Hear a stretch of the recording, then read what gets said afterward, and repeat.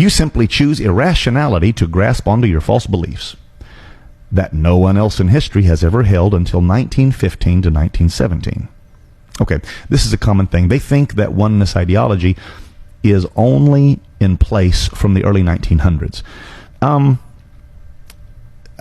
Surely your research is a little more in-depth than that, because there are scores of people who believed in the oneness of God and the essential oneness, and they denied the Trinity. Just 3 of them that I could pull up just on a moment's notice. The first one, most notably, is Sabellius. Let me tell you a little bit about Sabellius. You won't find a more demonized figure than Sabellius. Trinitarians hate Sabellius. They loathe Sabellius. And even today, they loathe him. They hate him. The man hasn't been alive for almost 2,000 years, and they hate Sabellius. And you have to ask yourself, why? I believe it's because Sabellius preached truth. Now, nobody knows for sure what Sabellius preached. Why? Why? Because there are volumes written against Sabellius. Scads, reams, books, entire series are written against Sabellius and Sabellian theology, that there is one God who manifested himself in 3 different ways in redemption. And he was a voluminous writer.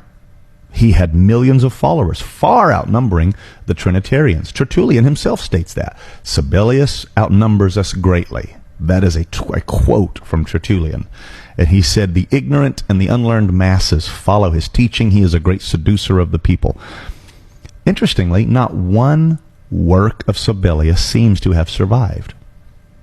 Now, why is that? For someone who wrote so voluminously, why didn't one single work survive?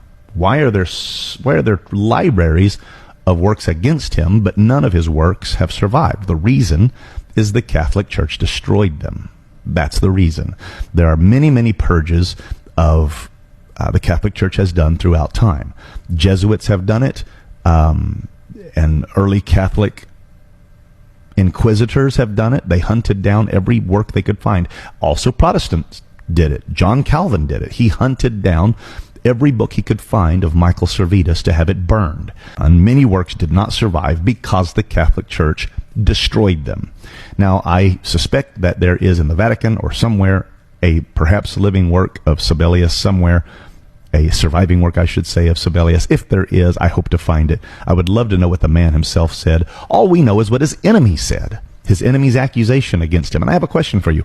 How would you like it if your enemies got to have the final say? What would your enemies say about you? Would they accurately depict what you taught and believed?